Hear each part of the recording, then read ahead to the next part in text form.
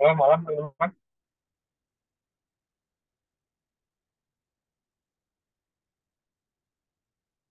Suara saya kedengeran? Iya Pak, masuk Pak. Iya, Pak, Suaranya kedengaran. kedengeran, Pak. Kedengeran ya. Oke. Malam semua ya. Assalamualaikum warahmatullahi wabarakatuh. Kita malam ini lanjut untuk farmakologi klinis. Malam ini ada kelompok yang presentasi kan ya? Ada, Pak. Ada ya. Oke. Silakan di-share dulu. Nanti saya dengerin dulu ya. Masih di jalan. Jadi sebentar lagi juga. Silakan mulai di-share dulu.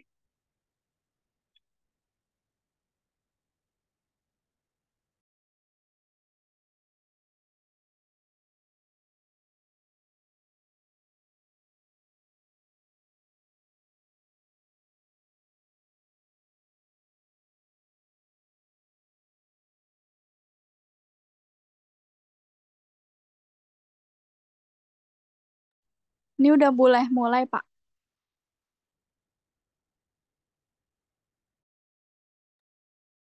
Ya, mulai aja ya. Langsung presentasi ya.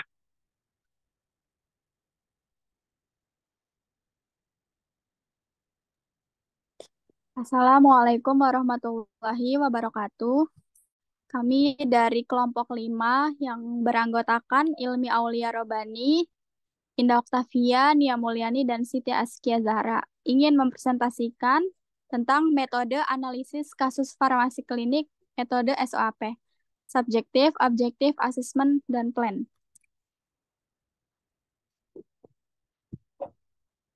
Untuk dapat menyelesaikan kasus yang dialami oleh seorang pasien dapat digunakan metode SOAP, yaitu S. Subjektif merupakan data-data pasien yang diambil dari riwayat penyakit penderita seperti riwayat keluarga, alergi, penyakit penderita, pengobatan. Objektif merupakan kumpulan data pasien dan pemeriksaan fisik penderita maupun pemeriksaan penunjang seperti X-ray, ECG, dan CT scan. A. Asesmen merupakan penentuan masalah atau problem apa yang dialami oleh pasien atas dasar informasi pada subjektif dan objektif penderita.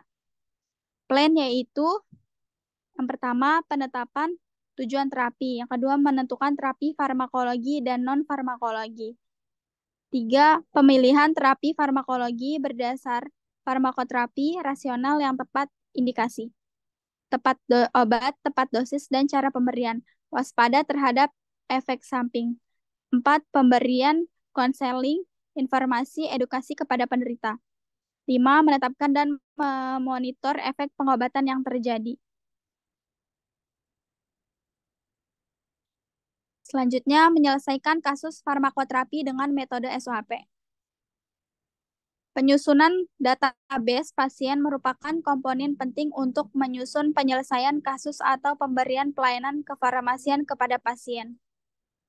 Komponen S dan O dalam metode SOAP adalah cara untuk menyusun database pasien. Jenis informasi yang dikumpulkan meliputi data demografi pasien, riwayat penyakit, riwayat obat, riwayat alergi, terapi obat saat ini, riwayat sosial dan situasi ekonomi, riwayat keluarga, dan physical finding yang relevan dengan terapi obat. Kesalahan yang sering terjadi adalah memasukkan seluruh data demografi ke dalam bagian subjektif. Data demografi seperti nama, umur, alamat, tempat lahir, riwayat sosial, dan ekonomi bukanlah merupakan data subjektif yang dapat menjadi bahan penyelesaian kasus farmakoterapi, namun bisa menjadi salah satu pertimbangan dalam pemilihan terapi, sehingga data-data ini perlu dicatat dan diperhatikan, namun bukan merupakan bagian dari data subjektif.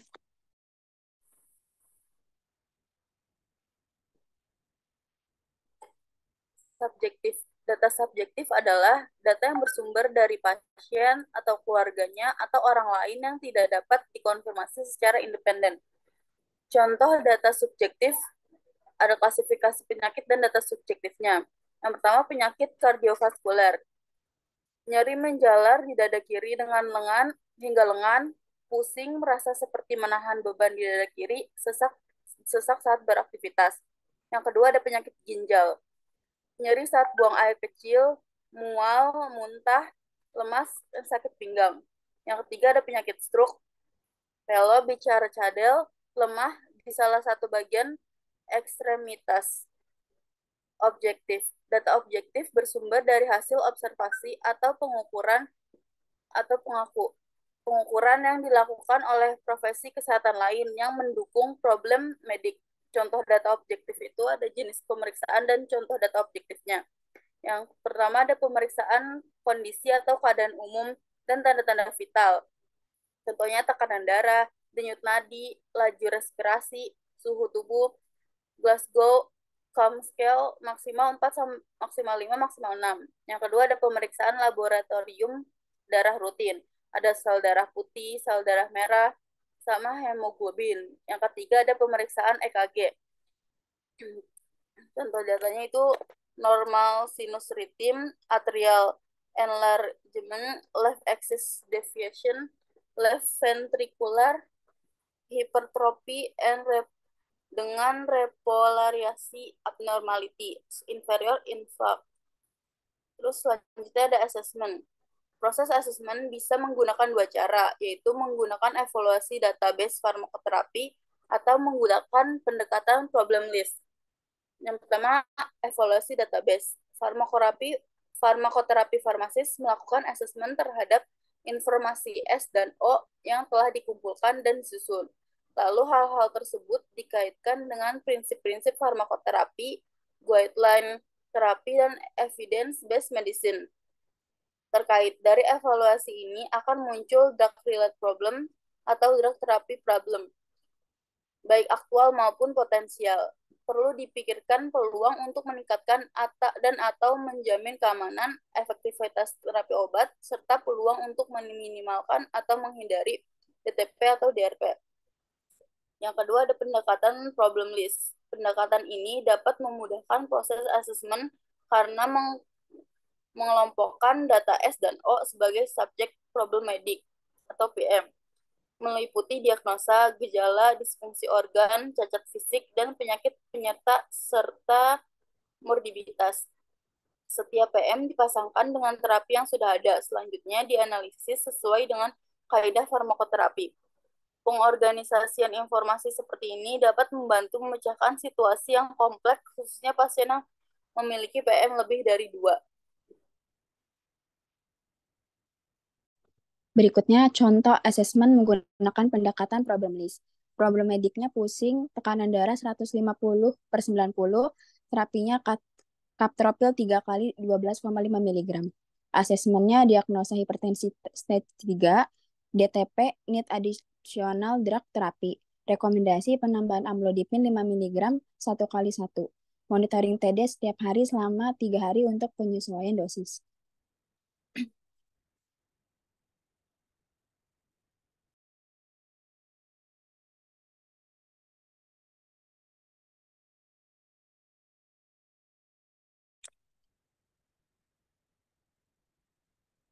Plan yang dimaksudkan dalam penyelesaian kasus farmakoterapi meliputi formulasi rencana pelayanan kefarmasian yang dilanjutkan dengan monitoring.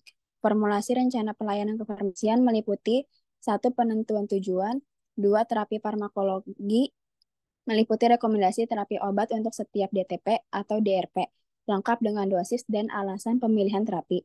Yang ketiga, terapi non-farmakologis. Yang keempat, rencana konseling, informasi, dan edukasi kepada pasien. Hal-hal yang perlu disampaikan kepada pasien saat memberikan informasi adalah sebagai berikut.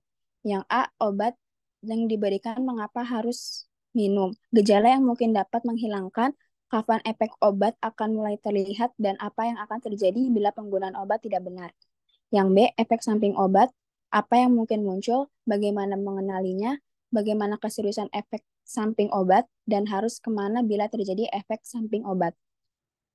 Yang C, instruksi, kapan harus minum obat, bagaimana harus menyimpan obat, berapa lama minum obat. Yang D, peringatan, kapan penggunaan obat harus dihentikan, berapa dosis maksimum yang diperbolehkan, mengapa penggunaan obat harus dihabiskan, dan tidak boleh ditelan. Yang E, konsultasi selanjutnya, Kapan dan kondisi seperti apa harus kembali ke dokter. Yang F, apakah semua butir informasi di atas sudah jelas? Pasien perlu mengulangi informasi, instruksi, dan peringatan penting. Formulasi rencana dilanjutkan dengan monitoring yang meliputi monitoring terapi obat dan outcome yang ingin dicapai. Jenis-jenis monitoring yang dapat dilakukan oleh seorang farmasis adalah yang pertama, monitoring efektivitas terapi. Efektivitas terapi dinilai berdasarkan tercapai tidaknya tujuan terapi. Yang kedua, monitoring farmakokinetika klinik. Monitoring farmakokinetika klinik lazim disebut TDM, Therapeutic Drugs Monitoring, yaitu pemantauan kadar obat dalam plasma terkait penilaian efektivitas terapi maupun ESO serta toksisitas. Pemantauan ini disarankan pada obat dengan indeks terapi sempit, seperti digoxin, phenytoin, carbamazepin, asam valproat, antibiotika golongan aminoglikosida, afoterisin B, tacrolimus, siklosporin, dan sebagainya. TDM cukup jarang dilakukan karena biaya yang cukup mahal. Untuk itu, biasanya dilakukan bagi pasien dengan keadaan yang mengarah ke ESO atau toksisitas obat, atau bagi pasien yang tidak memunculkan respon pada dosis yang maksimal. Yang ketiga, monitoring adverse drug reaction. Adverse drug reaction yang paling sering dimonitor adalah munculnya efek samping dan interaksi obat. Efek samping obat seringkali terjadi namun tidak dikenali. Farmasis seharusnya dapat mengidentifikasi ESO potensial yang mungkin terjadi dari monitoring tanda-tanda terkait ESO tersebut. Sedangkan interaksi obat yang perlu dimonitoring adalah yang mengakibatkan perubahan klinis secara signifikan. Yang keempat, monitoring toksisitas. Monitoring toksisitas terjadi akibat dosis yang berlebihan atau interaksi potensial dengan obat lain. Selanjutnya, contoh monitoring terapi. Yang pertama, monitoring efektivitas terapi.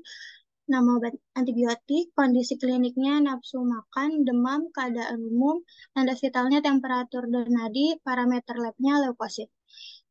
Lalu selanjutnya monitoring ESO, contohnya obat diuretik, kondisi kliniknya pandangan kabur, telinga berdenging, tanda vitalnya tekanan darah, parameter labnya kadar asam urat, dan gula darah. Yang ketiga, monitoring toksisitas, obatnya digoxin, kondisi kliniknya mual, muntah, pandangan kabur, tanda vitalnya nadi, parameter labnya depresi, gelombang ST pada EKG, dan hiperkalemia. Sekian presentasi dari kelompok kami, kurang lebihnya mohon maaf. Wassalamualaikum warahmatullahi wabarakatuh.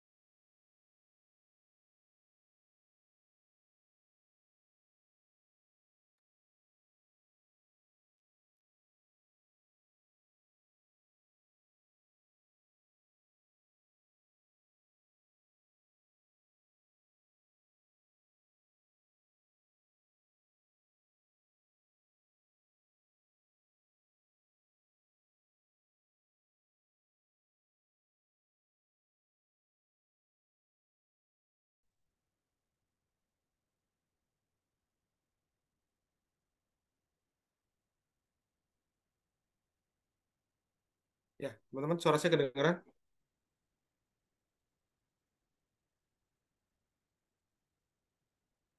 Kedengeran, Pak. Kedengaran ya? Oke. Bentar.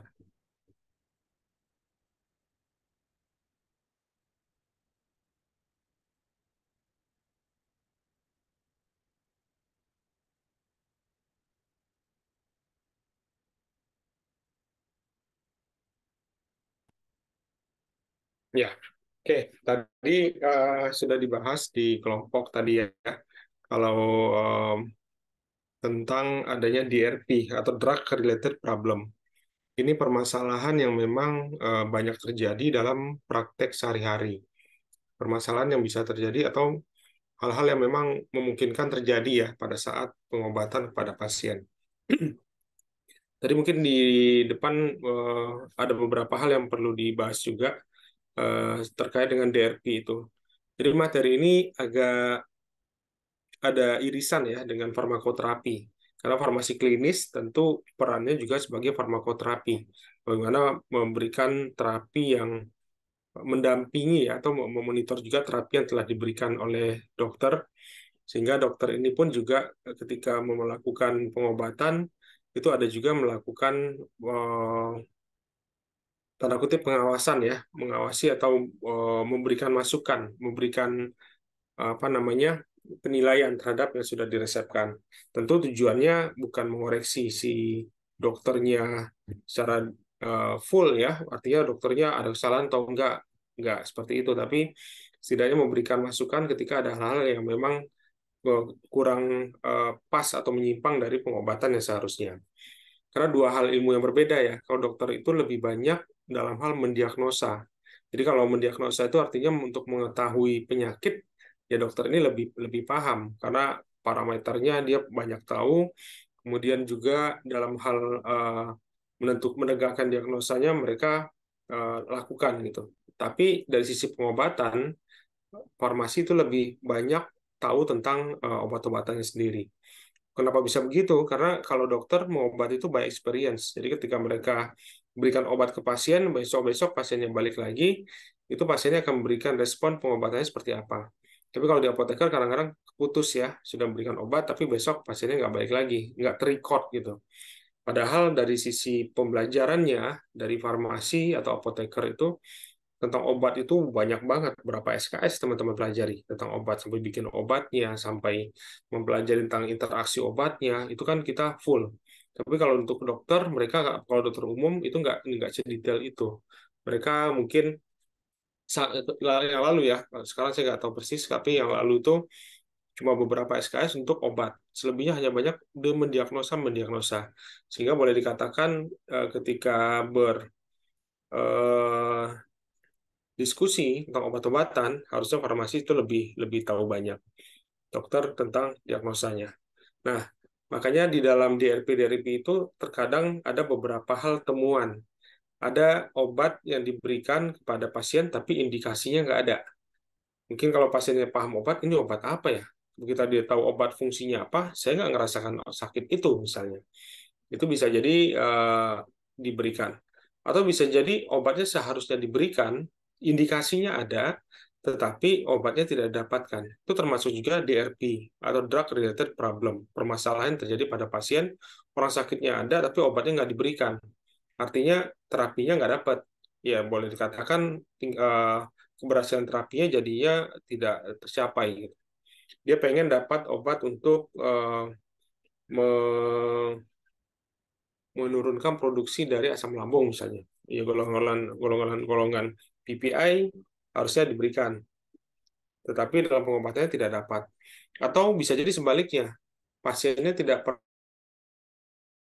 pernah mengalami gangguan pada pencernaan, tiba-tiba diberikan obat itu. Nah, ini juga salah satu DRP yang terjadi.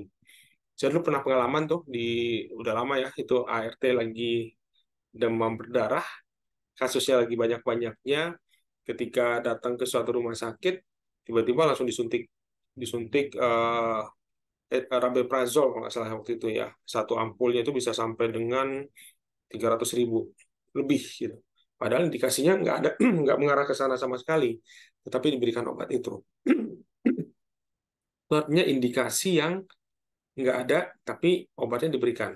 Sebaliknya tadi ada obatnya, tapi indikasinya nggak ada. Atau indikasinya ada, obatnya nggak dikasih. Atau bisa jadi DRP itu obatnya ada, tapi dosisnya ketinggian. Sorry. Atau dosisnya terlalu rendah, terlalu kecil. Seharusnya dapat pengobatan yang sesuai, tapi dosisnya kecil sehingga keberhasilan terapinya jadi rendah. Itu termasuk DRP-nya. Makanya ketika tahu hal tersebut, seorang farmasi klinis di satu rumah sakit, mereka mendapatkan akses untuk melihat data objektif dan juga data subjektif dari pasien, khususnya yang objektif ya. Kalau subjektif itu adalah data-data yang memang dirasakan oleh pasien, tapi sifatnya masih subjektif. Sifatnya masih belum mengarah kepada hal yang memang spesifik. Misalnya dia pasiennya nyeri dada, tadi udah disampaikan. Nyeri di dadanya sakit banget. Kayak rasa kebakar di sini. Pasien ngerasakan seperti itu. Tapi suspeknya bisa jadi macam-macam. Bisa jadi, oh ini asam lambungnya naik, ada GERD nih, gastroesophageal reflux disease. Oh ini udah ada serangan jantung nih. Oh ini ada infak miokard. Itu kan semuanya dugaan-dugaan. Makanya data yang itu masih termasuk yang subjektif yang tadi disampaikan ya. Subjektif itu masih subjektif tapi belum spesifik. Bagaimana dengan data objektifnya? Yaitu pemeriksaan lebih lanjut. Makanya tadi juga disebutkan di kelompok ini, itu kalau pemeriksaan lanjutnya ada hasil-hasil lab. Hasil lab itu akan menegakkan diagnosanya. Ketika seseorang dilihat hasil labnya, oh ternyata dari hasil pemeriksaan pada jantungnya, semuanya normal kok, nggak ada masalah. Ini ada troponin E-nya, normal kok. Ini parameter fungsi jantungnya, dilihat EKG-nya, oke kok, bagus. Artinya nggak ada masalah nih pasien ini. Apalagi nih. Nah, itu kan menegakkan diagnosa. Kemudian pengen lihat pencernaannya udah benar, udah masih bagus apa belum. Jangan-jangan sphincter kardiak atasnya udah los nih. Oh, lakukan deh endoskopi. Cek deh, masukin kamera lalu mulutnya, masuk ke dalam ke pencernaan, kemudian dilihat. Oh, ternyata di bagian lambungnya, di bagian bawah atasnya, pundusnya misalnya, itu ada lukanya agak dalam di situ. Oh, pantesan. Nah, itu yang namanya data objektif yang sudah dilakukan pemeriksaan lebih lanjut berupa hasil lab. Berupa hasil pemeriksaan menggunakan alat-alat elektromedik, menggunakan alat-alat yang mendiagnosanya ya. Sekarang kan lebih banyak canggih-canggih itu. Kalau dulu kan hanya ronsen. Sekarang ada MRI, sampai bisa ngelihat isi dalamnya. Itu data-data objektif yang tadi sudah disampaikan oleh kelompok ini. Subjektif data yang dirasakan oleh pasien, objektifnya data-data lab yang ada di dalam pemeriksaan pasien tersebut. Nah, kemudian setelah itu pasti dokter akan memberikan obat kan ya. Ada pemeriksaan, ada hasil lab, kemudian dokter meresepkan obat. Ketika resepnya keluar, resepnya datang, nah seorang farmasis itu pun juga farmasi klinis kalau memang melihat resep itu tidak hanya sekedar bikin secara langsung, tapi bisa melihat kira-kira obat yang diberikan ini udah tepat apa belum ya. Kira-kira obat yang diberikan ini ada interaksinya apa enggak? Ada indikasinya apa enggak? Karena teman-teman punya akses di farmasi klinis itu ke data-data objektif tadi. Jadi data-data objektif ini bisa dijadikan sebagai dasar obatnya udah pas apa belum. Kayaknya obatnya masih kurang nih, atau obatnya terlalu banyak, atau dosisnya terlalu rendah, atau dosisnya terlalu tinggi, sehingga perlu diskusi lebih lanjut ke dokternya gitu. Nah, itu data-data yang akhirnya masuk ke dalam assessment. Makanya dibahas sekarang itu kan SOAP kan, SOAP. Subjektifnya udah dapat, objektifnya udah dapat juga, akhirnya ada assessment. Teman-teman menilai kira-kira yang sudah ada ini ada yang kurang pas apa enggak. Semakin itu sering dilakukan, semakin itu sering dipraktekkan, seorang apoteker itu akan lebih tajam dalam melihat pola persepannya udah sesuai apa belum. Apakah ini terlalu tinggi, apakah ini terlalu rendah, apakah ini ada DRP di sini, oh berarti nggak bisa dicampur nih. Makanya di farmakoterapi teman-teman akan pelajari itu lebih detail. Misalnya, salah satunya misalnya, pasien mengalami rasa nyeri pada saat buang air kecil. Saat berkemih itu rasanya kayak bakar gitu. Nah, di pinggangnya semuanya rasanya sakit. Kira-kira datanya data apa itu?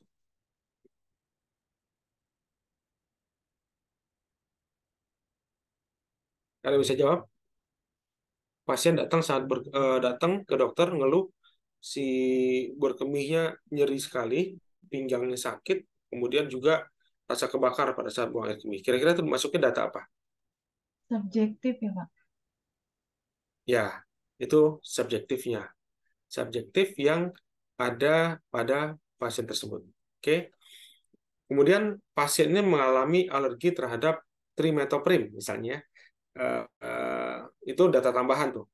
Kemudian dari hasil itu pasiennya lakukan cek lab, ternyata di situ dikatakan WBC-nya, white blood cell-nya, sel darah putihnya tinggi, sel darah putihnya melebihi dari batas normal.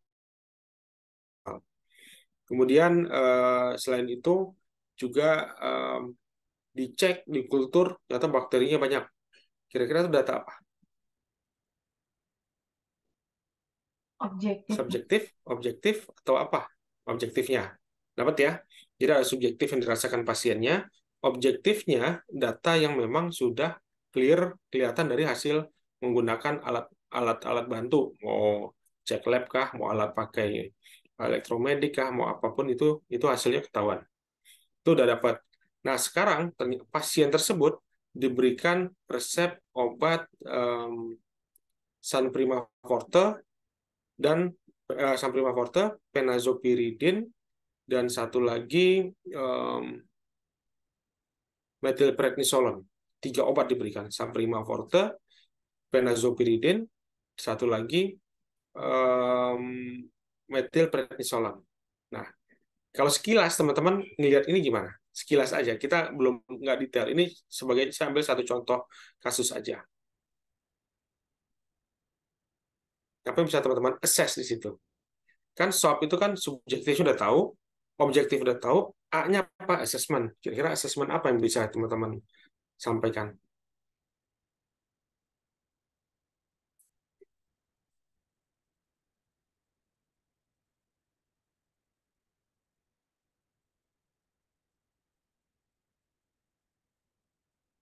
Belum bayang ya? Tadi saya sampaikan pasien alergi terhadap trimethoprim dan sulfamethoxazole. Kira-kira kalau diberikan Sanprima Forte, boleh nggak? Nggak boleh, Pak. Nggak boleh, Pak. Nggak boleh. Nggak boleh ya? Karena isinya itu, ada Sanprima Forte itu isinya kan sulfamethoxazole dan trimethoprim. Nggak boleh. Artinya nggak boleh nih pasien diberikan. Karena di histori pasiennya, di medical record-nya biasanya ada tuh riwayat alergi, ada tulisan di situ. Harusnya sekarang rumah sakit sudah pakai yang digital ya, jadi siapapun bisa akses. Tapi kalau berupa buku, tumpukan buku, bahkan sekelas rumah sakit EMC aja, itu masih menggunakan manual ya. Jadi pada saat ada saudara yang lagi dirawat atau waktu masuk UGD, dokter yang jaganya itu masih buka-buka kertas lihat di historinya lama. Kalau di komputer kan langsung cepat gitu. Nah, jadi pasien itu riwayat alerginya terrecord di dalam medical record-nya. Kemudian tadi Sanprimanya kita keluarkan nggak masuk. Kemudian ada Penazopiridin. Penazopiridin ini seperti apa namanya, seperti urotraktin atau uriksin kayak gitu, obat-obatan untuk Penazopiridin itu urogetik kalau nggak salah nama patennya. Nah, obat ini diberikan dokter selama 5 hari untuk menghilangkan rasa nyeri. Kira-kira menurut teman-teman gimana? Nah, ada punya gambaran?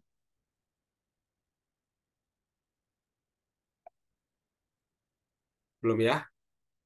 Teman-teman bisa lihat Penazopiridin ini kira-kira lama terapinya. Balik lagi, satu lagi, saya mau tambahkan juga lama terapi itu juga penting. Berapa lama terapi yang diberikan? Apakah terlalu lama? Apakah terlalu singkat diberikan? Itu bisa. Kalau obat-obatan TB, paru berapa lama pengobatan? Rata-rata 6 bulan, Pak. 6 bulan. 6 bulan pengobatan sampai bahkan lebih sampai 9 bulan. Nah, Penazopiridin, teman-teman coba lihat nanti di farmakoterapi lebih detailnya itu. Ketika obat itu diberikan, kombinasi dengan antibiotik maksimal hanya bisa diberikan 2 hari. Tidak boleh lebih. Karena justru mengganggu fungsi ginjal. Nah, yang gitu-gitu tuh farmasis itu harusnya nanti akan lebih tajam tuh dalam analisa itu. Oh, phenazopridine ini nggak boleh nih, cuma boleh 2 hari aja. 3 hari pun juga lumayan berbahaya tuh, harusnya cuma 2 hari stop. Nyerinya harusnya udah teratasi. Itu asesmen yang dilakukan. Kan SOAP ya, S data subjektif, O objektif, A assessment. Ketika assessment ini dilakukan, ya tadi ketemuannya, oh Samprima Forte nggak boleh karena pasien alergi. Phenazopridine 2 hari aja nggak boleh diberikan selama 5 hari. Terus satu lagi tadi saya dikatakan ada obat apa namanya metilprednisolon. Ini ada interaksi nggak dengan obat 3 ini? Teman-teman bisa masukkan ke dalam satu aplikasi, misalnya aplikasinya itu apa namanya? Kok saya lupa ya. drugs.com ya, drugs.com atau drugs interaction checker, itu bisa ketahuan interaksi apa yang terjadi kalau obatnya digunakan berbarengan. Itu masih dalam tahap assessment, dalam tahap menilai pengobatannya udah rasional apa belum. Ternyata begitu dicek, interaksi dengan obat-obatan. Yang tadi, yang Sanprima tadi yang nggak boleh itu, teman-teman boleh mengusulkan obat apa yang akan digunakan. Sifatnya usulan ya, walaupun tetap pada akhirnya dokter yang menentukan. Tapi usulannya apa? Ketika mengusulkan, pastikan antara obat yang diusulkan itu dengan obat yang ada di dalam, itu tidak terjadi interaksi apapun. Kalau terjadi interaksi percuma, nambah masalah baru ya. Udah keluarkan take out tadi Samprima Forte karena pasien yang alergi, kita usulkan ganti dengan levofloxacin misalnya, ya ternyata levo dengan si metilprednisolon ada interaksi. Cek dulu di situ. Ketika dicek di situ, baru kita bisa lihat, oh ternyata obatnya ada interaksi nih. Ganti obat lain. Tapi ketika merekomendasikan obat yang kita sampaikan, seorang farmasis itu harus punya juga evidence base.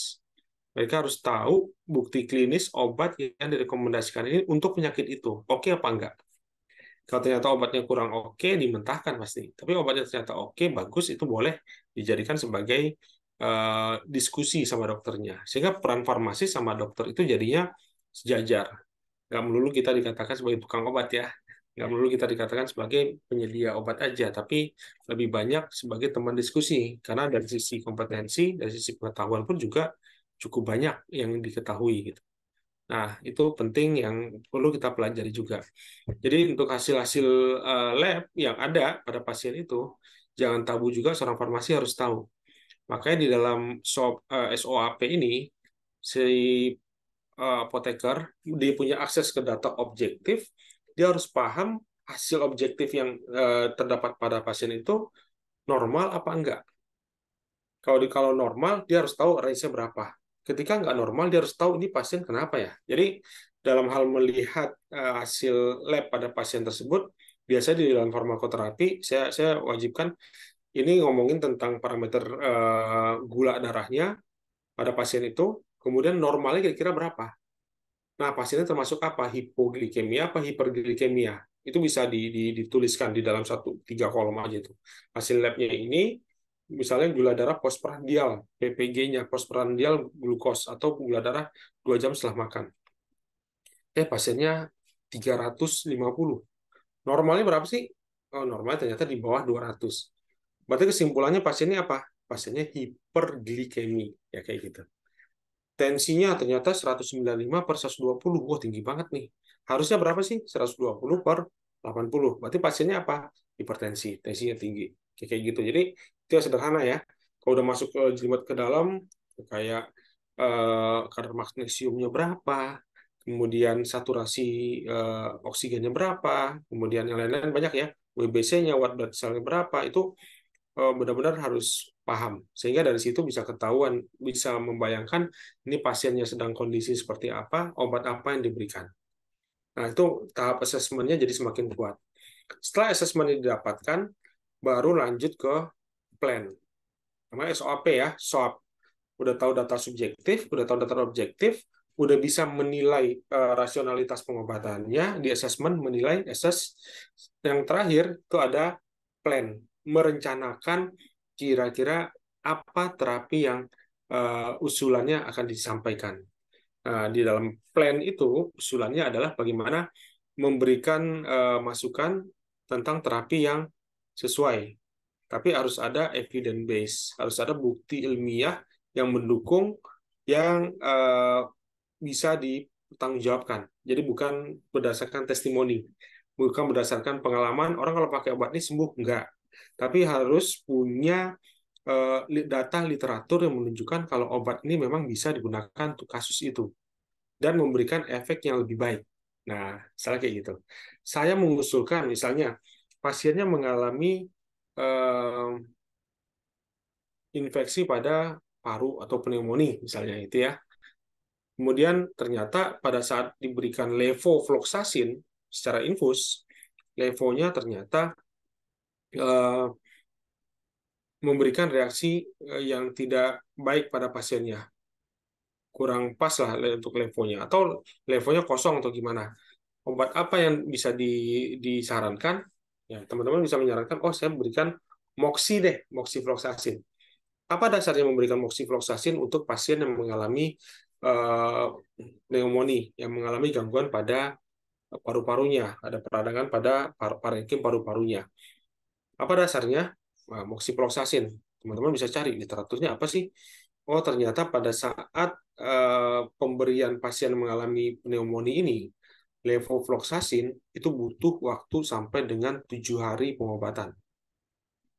Moxi hanya butuh 5 hari pengobatan, udah menurunkan angka mortalitas, menurunkan angka morbiditas, menurunkan angka kematian, menurunkan angka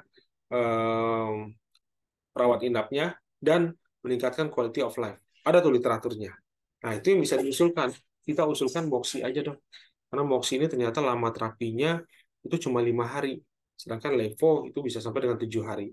Ada 2 hari yang memang lumayan signifikan bagi pasien dong. Kenapa? Karena memang 2 hari berapa biaya perawatan di rumah sakit, berapa opportunity loss yang terjadi, keluarganya harus datang untuk melakukan pendampingan selama perawatan. Itu kan hal-hal yang kalau dihitung itu cost-nya gede tuh. Biaya-biaya mereka bolak-balik dari rumah ke rumah sakit, belum lagi beberapa pekerjaan lain akhirnya terbengkalai ya, tidak dilakukan karena memang harus merawat gitu. Sedangkan ini 5 hari sembuh. Buktinya apa? Inilah bukti ilmiahnya. Nah, kayak gitu. Jadi di sana itu memang dituntut di dalam SOAP ini seorang farmasis tidak hanya sekedar ngomong, tapi punya bukti-bukti ilmiah yang data-data pendukung yang perlu disampaikan pada saat diskusi. Makanya di beberapa rumah sakit itu di farmasi klinis yang sudah jalan ya, di dalam pengobatan, baik di dalam pengobatan rawat jalan maupun juga rawat inap di bangsal-bangsal, itu kerja mereka sudah mulai untuk menganalisa persiapan-persiapan yang sudah diberikan. Ketika analisanya sudah dicatat, sudah dirangkum, itu biasanya mereka akan lakukan evaluasi secara periodik tentang pengobatan pada pasien ini. Semakin apotekernya semakin banyak tahu, semakin apotekernya semakin banyak paham, tentu secara keberadaannya, secara kompetensinya semakin diperhitungkan. Semakin banyak juga yang akhirnya mau mendengar apoteker ini ngomong gitu. Tidak hanya ngomongin stok, tapi juga ngomongin tentang pengobatan pada pasien. Di luar itu banyak udah jalan ya, di luar negeri itu banyak udah jalan farmasi sama apoteker. Bahkan dalam mendiagnosa dokter meresepkan itu apoteker. Tapi Indonesia sampai saat ini masih belum ya, masih belum ada, tapi udah mengarah ke sana. Karena di beberapa rumah sakit, kalau saya lihat udah makin banyak apotekernya.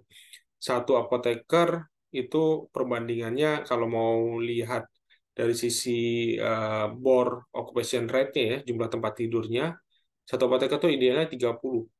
Jadi kalau rumah sakitnya ada 300 bed yang ada di situ, di rawat inapnya, maka apotekernya harusnya 10. Kalau lebih dari itu ya tinggal kalikan. Atau paling mentok-mentoknya satu apoteker 50 pasien lah. Karena dia harus mengawasi semua sedemikian, itu udah lumayan tinggi ya. Idealnya 30.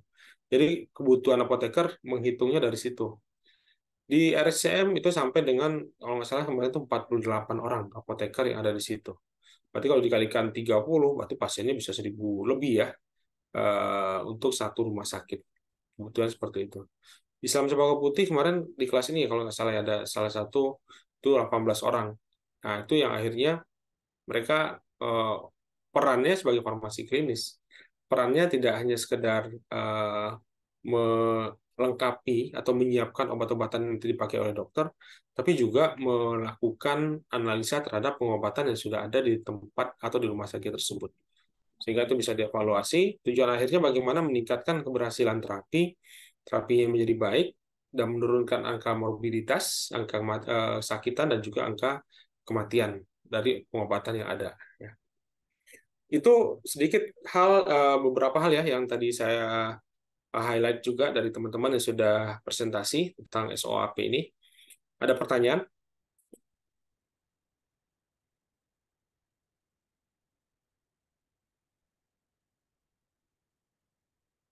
Ada?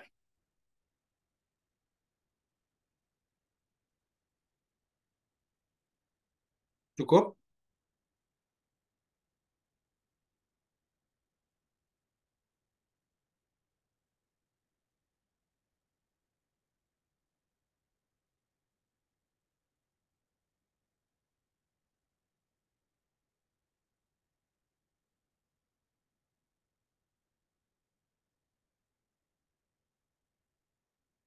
Udah capek ya? Sebelumnya tadi kuliah apa, teman-teman?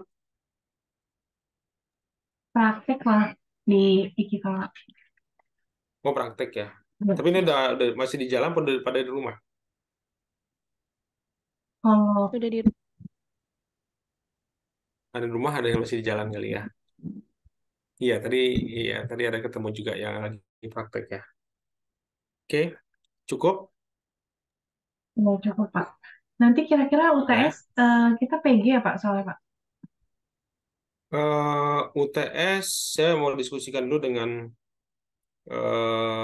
Bu Mary dan satu lagi oh ya, Bu Mary saya akan nanti diskusikan dulu akan seperti apa nanti ya, apakah kasusnya kita diskusikan, tapi nanti disampaikan dulu ininya, poin-poin apa yang nanti akan teman-teman pelajari ya,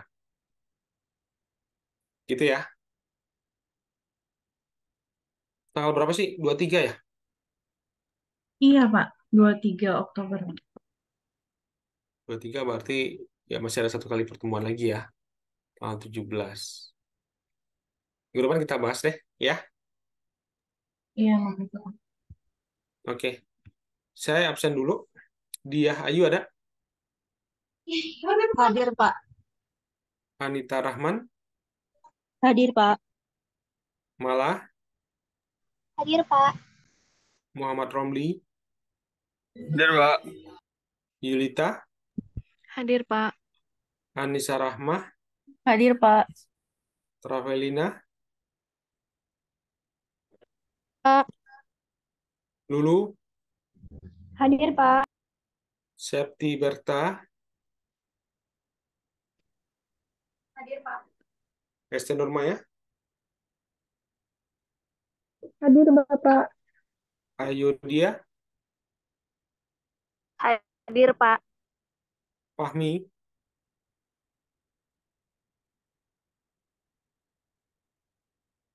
Fahmi ada?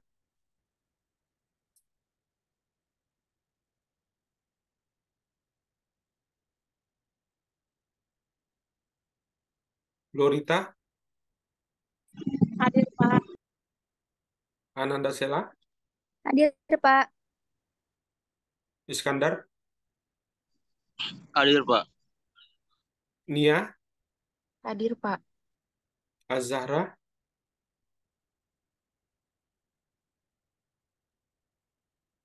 Azahra ada?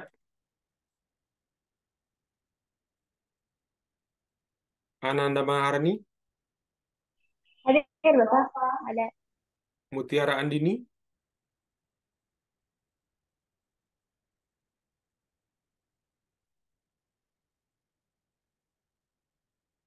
Mutiara Bapak Andini? Zara hadir.